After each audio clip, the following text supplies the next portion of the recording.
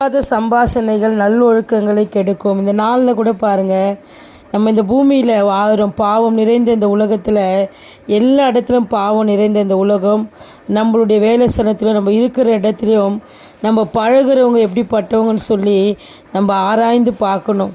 பாருங்கள், நம்ம தேவனுடைய பிள்ளைங்க பன்றிகளோடு கூட போய் இணைந்தேன்னா நம்முடைய பரிசுத்தத்தையும் நம்மளுடைய தேவன் கொடுத்த கிருபைகளை நம்ம இழந்துருவோம். நம்ம வாழ்கிற வாழ்க்கை நம்ம கையில் தான் இருக்குது.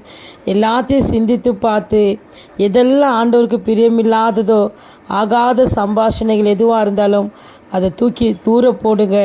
உங்கள் வாழ்க்கை அநேகருக்கு செழிப்பாய் உங்கள் வாழ்க்கை மாறும். தேவனே உங்களிடத்தில் சொல்லுவார் இந்த காரியம் தவறு என்பதை.